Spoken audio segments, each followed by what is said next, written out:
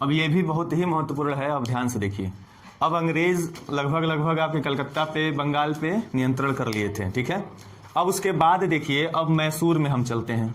तो ध्यान से देखिए, मैसूर कहा जाता है, मैसूर का जो संस्थापक था आधुनिक मैसूर का, हैदर अली को माना जाता है। किसको माना जाता है?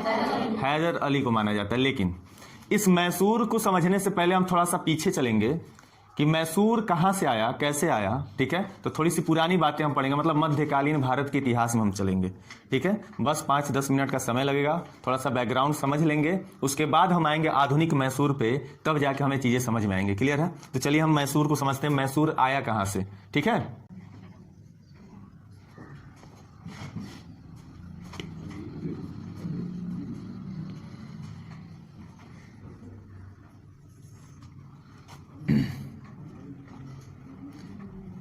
तिरछा होगा तो बताना भाई। तिरछा हो गया ना? तिरछा हो गया? सही है। चलिए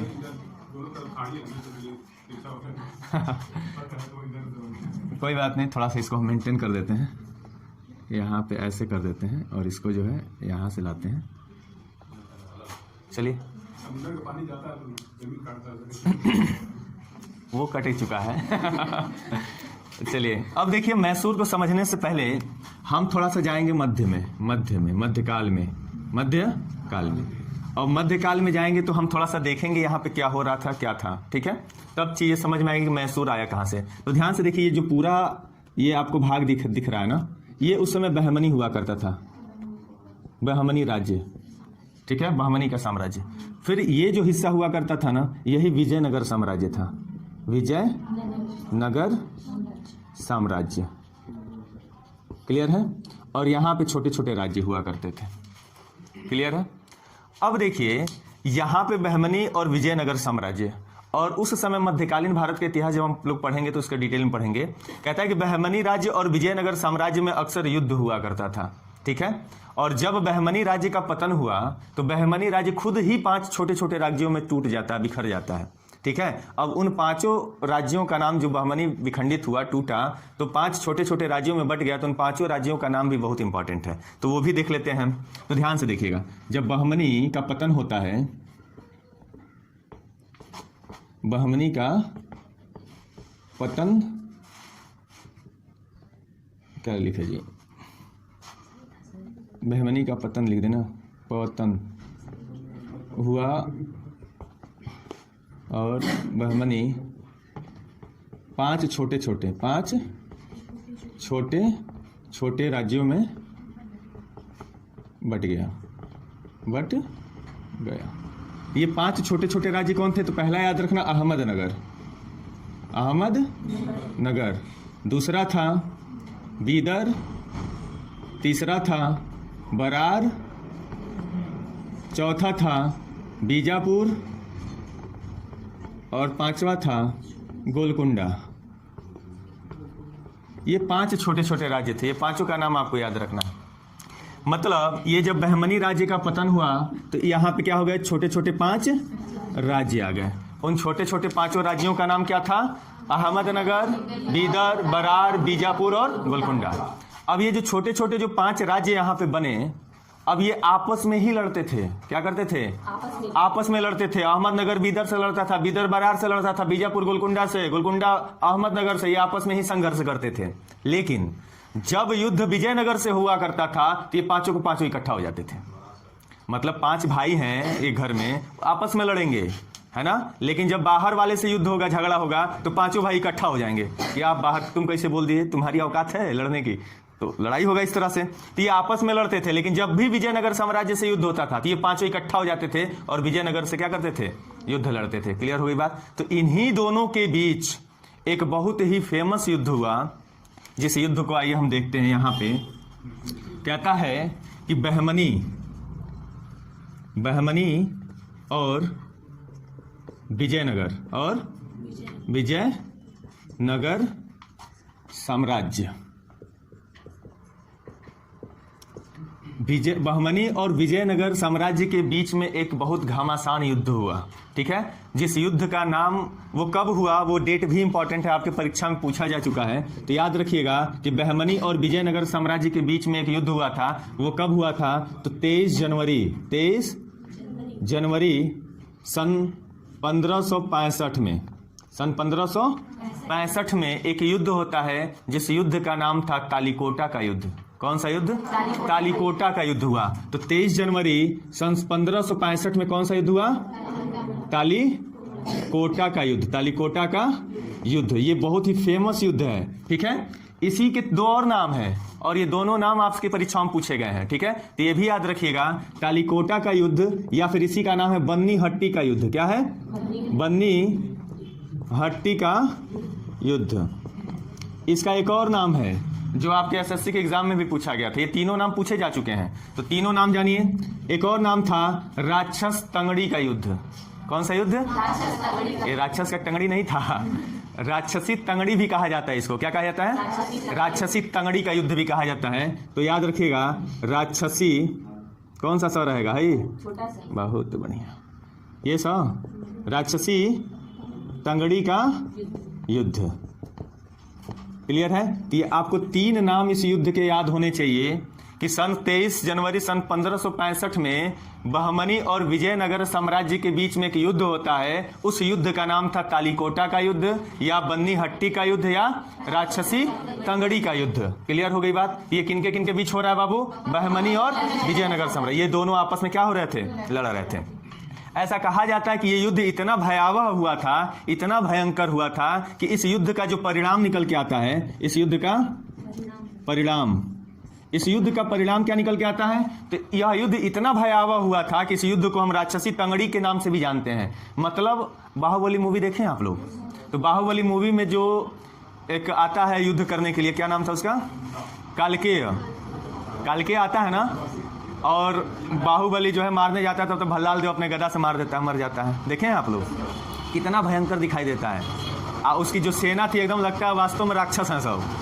तो सेम उसी तरह की सेना इसके पास थी, एकदम राक्षसी तंगड़ी वाला, ठीक है। देखे हैं आप लोग बाहुबली? उसी तरह का युद्ध, भयानक युद्ध होता है। और जब युद्ध वो विजयनगर साम्राज्य पे करते हैं तो विजयनगर को तहस नहस कर देते हैं। और कहा जाता है इसी युद्ध के बाद विजयनगर राज्य का साम्राज्य का पतन हो जाता है, मतलब विजयनगर साम्राज्य का अंत हो जाता है। अब सोचिए कितना भयंकर युद्ध रहा होगा, कि ऐसा युद्ध रहा कि पूरा विजयनगर का अस्तित्व ही खत्म कर दिया गया। बात समझ पा रहे हैं? तो इसका परिणाम क्या निकला? विजयनगर साम्राज्य का पतन हो गया या विजयनगर साम्राज्य का अंत हो गया। विजयनगर साम्राज्य का अंत हो गया। क्या हो गया बाबू? तो आपसे यह भी प्रश्न बन चुका है, आपसे पूछेगा कि विजयनगर साम्राज्य का पतन किस युद्ध में हुआ था, तो आप क्या बताओगे?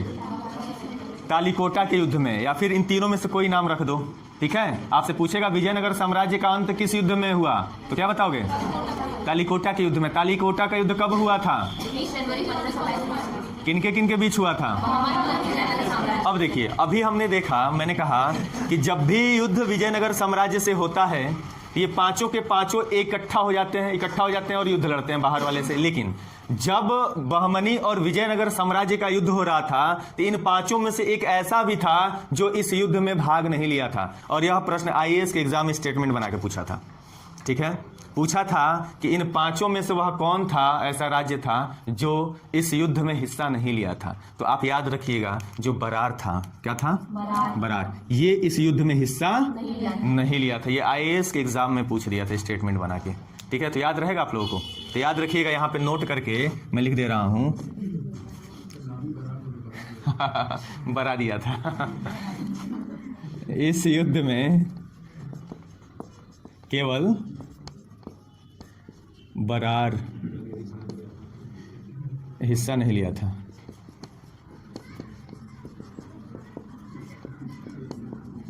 क्लियर हो गई बात? अब यहां पे विजयनगर साम्राज्य का अंत हो गया। अब जब विजयनगर साम्राज्य का अंत हुआ, यहां पे अब देखिए, मिटा दो इसको। अब विजयनगर साम्राज्य का अंत हो गया, पतन हो गया, इसको पूरी तरह से ध्वस्त कर दिया गया। क्लियर है? जब पूरी तरह से ध्वस्त कर दिया गया तो समय बीतने के बाद यहीं पे मैसूर राज्य की स्थापना होती है। किसकी? मैसूर। देखो मैसूर कहाँ से आया, यही बताने के लिए कहानी बता रहा था। मध्यकालीन सब हम जा रहे हैं आधुनिकता की तरफ, आधुनिक तरफ, ठीक है।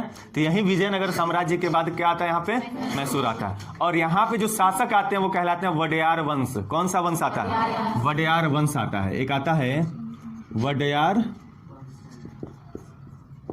और इस मैसूर पे वडयार वंश का शासन होता है। इस मैसूर वंश पे किसका शासन होता है? वडयार वंश का। और यहाँ पे बहमनी की जगह पे आ जाते हैं मराठे। कौन आते हैं? मराठे। क्योंकि हम आधुनिक में आ गए ना, ये सब खत्म हो गया, मध्यकालीन तक का था, ठीक है। तो यहाँ पे आ गए मराठे। और यहाँ पे थे हैदराबाद, क्या था? और यहाँ पे थे मद्रास में। मद्रास में कौन थे? कौन थे? अंग्रेज थे। अब ये आधुनिक में चल रहा है। अभी तक कहानी कहाँ था? मध्यकालीन। तो मध्यकालीन में कैसे पतन हुआ और मैसूर आ गया यहीं पे। पहले विजयनगर साम्राज्य हुआ करता था, ठीक है। वडयार था, और वडयार वंश का जो अंतिम शासक था, हमें इसके बारे में पूरा नहीं पढ़ना है, बस ऐसे लेना है कि हम मैसूर की कुछ चीजें मिले, ठीक है। तो अंतिम शासक कौन था भाई? अंतिम शासक, तो वडयार वंश का जो अंतिम शासक था उसका नाम था चिक्का कृष्णराज वडयार द्वितीय। क्या नाम था? चिक्का कृष्णराज वडयार द्वितीय। याद रहेगा। वडयार वंश का जो अंतिम शासक था क्या नाम था? चिक्का बोलने में बड़ा मजा आ रहा है तुम लोगों को।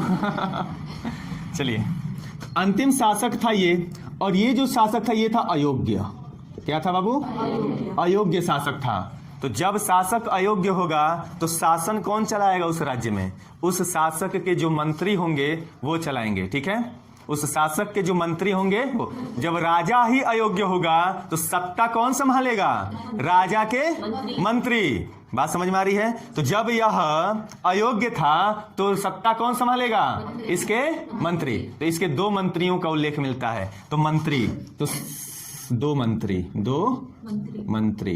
कौन थे? तो ध्यान से देखिएगा, इनका नाम बहुत इंपॉर्टेंट है, यहां लिख दूं। एक का नाम था नंदराज, और एक का नाम था देवराज। ये देवराज इंद्र की बात नहीं हो रही है। होने दो यार, दिमाग अन है। ये असल में खत्म हो गया है क्या इसका जो है चार्ज? अब देखो, तो इसके दो मंत्री थे जो शासन चलाते थे। एक का नाम था बाबू नंदराज, एक का नाम था देवराज। इन्हीं दो मंत्रियों में से जो मंत्री नंदराज था, इसी ने हैदर अली नामक एक व्यक्ति को, जो सेना में एक सिपाही के पद पे था, उसके शौर्य से प्रसन्न होकर, मतलब बहुत ही बलशाली था वो, ठीक है। तो उसकी बुद्धिमत्ता से प्रसन्न होकर यही नंदराज था जो हैदर अली को सिपाही से उस सेना का एक अधिकारी बना देता है, ठीक है। अब यहां से आता हैदर अली, जो बाद में चल के वही मैसूर, आधुनिक मैसूर का संस्थापक कहलाएगा। अब यहां से कहानी चलेगी।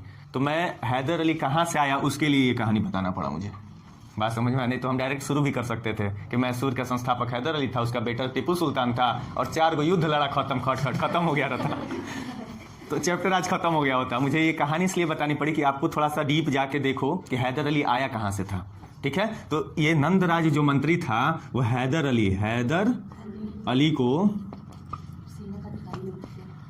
सेना का अधिकारी नियुक्त किया।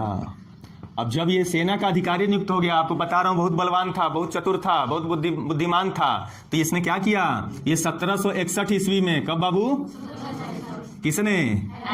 हैदर अली की बात हो रही है। 1761 ईस्वी में इन दोनों महाशयों को हटाकर खुद ही उस मैसूर की सत्ता पे आसीन हो गया, मतलब उस गद्दी पर बैठ गया। कहा गया अब मैं शासन करूंगा। इसलिए कहा जाता है आधुनिक मैसूर का संस्थापक कौन था? तो कहा जाता है हैदर अली था। सब था, अयोग्य था, वो तो खुद डरपोक था, ठीक है। तो इतना अयोग्य था कि इनको तो हटा ही दिया, जो मेन काम कर रहे थे इनको हटा दिया, तो अपने मन में भाग गया। कहा कि भाई जान प्यारी, जान बचे तो लाखों पाए है ना। तो हैदर अली 1761 में आधुनिक मैसूर की स्थापना किया, मैसूर का स्थापना किया। अब यहां से आपका चलेगा मैसूर, ठीक है। अब हम लोग मैसूर पे आ जाएंगे, इतना लिख लो।